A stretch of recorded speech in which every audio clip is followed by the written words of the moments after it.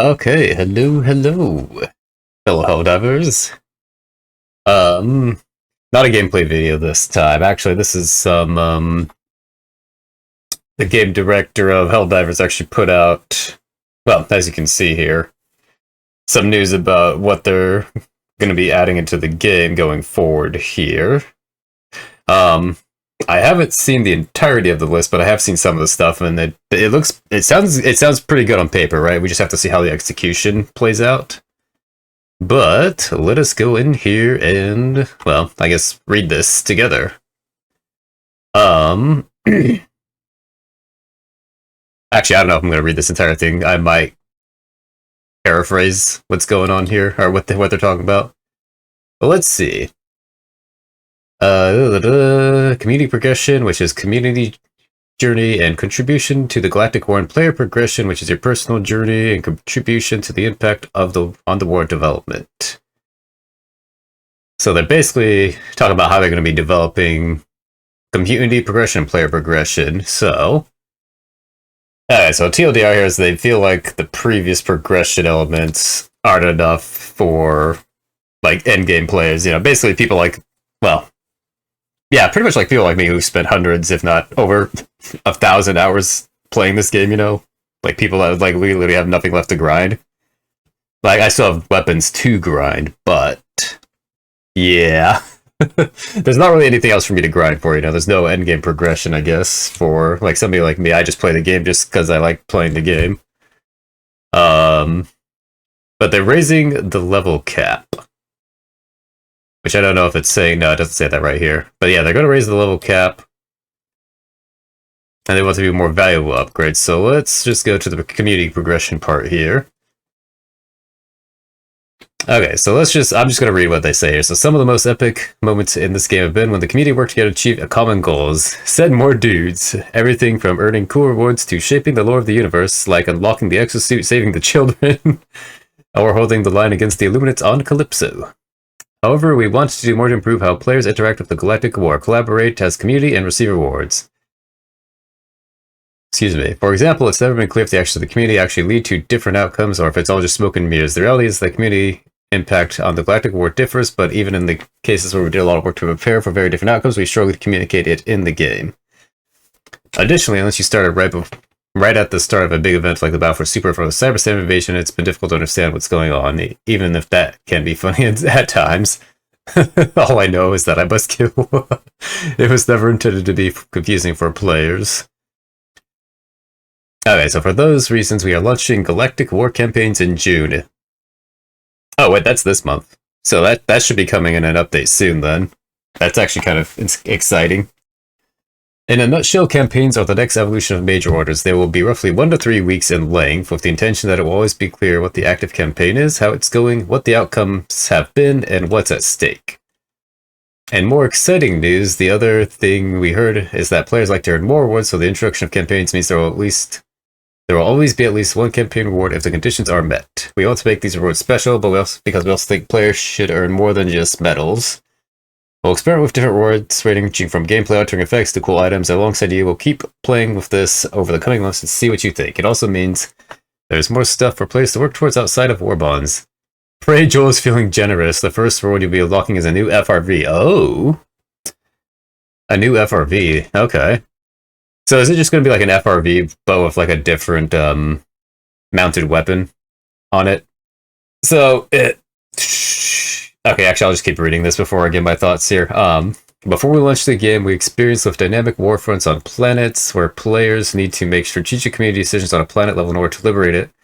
While it was promising, we realized we didn't have the content we needed to do it justice at the time. We feel like we've now added enough content to realize the vision we had for planet war fronts. And it's going to be the next big thing we're working on in the Galactic War. When you've seen Johan talking about experimenting with roguelike systems, he was referring to this. Oh, interesting. So when they mean roguelike, do they mean like some of the decisions we make are going to have like a roguelike effect where it'll be kind of maybe like semi-random within like a certain range, of course, like a certain amount of options, I guess? I don't know. Anyway, When we defend planet warfronts, missions will be grouped together under different categories. Defend missions and liberated territories. Frontline war missions on the front lines. So I'm assuming that's... Frontline war missions on the front lines. I'm assuming that's basically just like attacking planets that are under enemy control. Behind enemy lines, missions in enemy-controlled territory, which is basically sounds like commando missions. So not necessarily liberating, but probably completing a certain objective behind enemy lines, you know? Like gathering some kind of intel or something. Players will fight to reach key strategic locations on planets like cities, which can have different active enemy variants in different areas of the planet. Oh, that sounds interesting. Of course, we'll still have the Game Masters to contend with too. In the final version of this feature, there will also be gameplay altering effects with consequences for achieving planet liberation goals. Like reaching and liberating a city within X time, or disabling enemy artillery in one location to unlock crucial operations. Oh, okay, interesting. So that means like completing certain objectives on the planet even could affect like the type of missions that we would get. So it's more dynamic, basically. So yeah, that's exactly what it is. This is like a more dynamic version of the current war that we have on a planet level instead of just the galactic level, though, or planet to planet level. But yeah, they're saying like, yeah, you can have more, more like actual. I lost my train of thought there, but yeah, more dynamic missions on the planet itself versus it just being, you know, on the actual like galactic map. So that's cool. So it's more of like a localized system, I guess. Yeah. More to come on these changes in the next few months. Okay. So not everything's gonna be coming soon, it sounds like. So I'm guessing the start of this system's gonna be coming out in June, and then they'll change things up as they go along and maybe figure out what works and what doesn't work, you know? Okay, well, player progression. As a game director, it's important to make sure that our players' personal motivations to play Helldivers 2 aren't in conflict with the goals of both their immediate squad or the community as a whole. For example, if you had a goal to kill 100 Ballantines and your squad didn't, you might be inclined to go, sorry guys, I've got metal to earn. Leroy Jenkins. I'm glad to see that meme still alive. I feel that personal orders have run into this issue many times. That definitely is an issue sometimes, where a personal order... Say, for example, this happens a lot on the warfront. Like, you have major orders on the bot planets to liberate, you know, X planet or whatever, or X planets or defend planets. And then you'll have a minor personal order for killing X bug enemies or whatever, you know? So you get like a blob of players that'll go over there because they're trying to get medals, which is fair. But that does take away from, like, the focus on the actual current warfront, I guess. So that's actually nice that they're changing the personal order thing. Personal campaign progression. Every Galactic War campaign... so the goal is for every Galactic War campaign to come with a personal progression reward track. That way, if the community fails to reach a larger goal, players can still do their part toward their personal goals and get rewarded with cool things to mark their participation in various campaigns. This change will happen with the launch of Galactic War campaigns. We are planning to deploy it this year. Okay, so that won't come straight away. That's interesting, though. So it's kind of like having your own personal objectives that you can...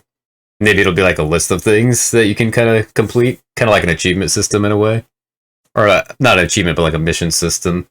So you have like these mission objectives that you can go complete and fulfill on your own time throughout a campaign. And then hitting certain check marks will get you certain rewards and stuff. So that also gives you like a way to, I guess, progress or like complete objectives that you want to complete. And this is the most exciting thing that I've heard about, so let's talk about ships. We're bringing 2 big changes to your super destroyers. We are extending gameplay progression and adding customization to make every ship unique. Upgrading your ship will be the most exciting... Hang on. Upgrading your ship will be the most exciting for players early on in their Helldivers 2 journey, but we also have some plans for the long term. An area that isn't really living up to its potential is the ship module system. Right now, players have the same progression path with very little agency or ability to adapt different playstyles. And even if you've unlocked all the ship modules, your ships don't really look that different or feel personalized in any way, which is true. You know, and plus, you can just max your ship out. And at that point, it's like, well, it doesn't really matter what choices you made to max out first. For that reason and more, we're working on an overhaul of the ship module system that will change how this works by adding more player agency and significantly increasing the offerings for player progress. Not only that, but we're also adding more ships. Like, that's the most exciting thing. So the more ships makes me wonder what... Because there have been some ideas tossed around Reddit of different ships that maybe they allow you to have access to different types of stratagems depending on the ship. I don't know if that's exactly what Arrowhead's going to go for there, but maybe something similar like that, like having certain ships maybe affects the strategy, some of the stratagems you can use, but maybe it can be something else, maybe more dynamic, I guess. Because we know, like, orbital laser has 3 charges, right? So maybe you have like a ship that maybe adds an extra charge or 2 to the orbital laser, or just removes the maximum uses of the orbital laser, you know? Well, but for some kind of trade-off. Yeah, I don't know how they'll balance that, but it does sound interesting on paper. Yeah, so we can't share when the new ships will reach your hands yet. I guess the new ship. He's saying new ship as a singular here. So I'm guessing what's going to happen is they'll roll out... Maybe they won't roll out all the ships simultaneously, but maybe they'll start rolling out ships maybe like one at a time for a little bit. I don't know. But they'll be sharing more details later this year on that, it looks like. One last thing, it shares a list of upcoming fixes that we hope will improve your experiences. So this one is the main one that's really... I think it will get a lot of players excited. Helldivers will be able to use assisted reload as long as either the carrier or the reloader of the weapon have the corresponding backpack. So what that means is, say you have your recoilless rifle, right? Or say, like, yeah, my buddy has the recoilless rifle equipped. I no longer have to have the backpack equipped to do an assisted reload. Or whenever that change happens. So, you know, you'll be able to go up to your buddy, pull it out of their backpack as they're reloading, or whatever, and reload them. Which, that's a huge change. Because, like, having to drop your backpack for another dude, yeah, it never really made sense.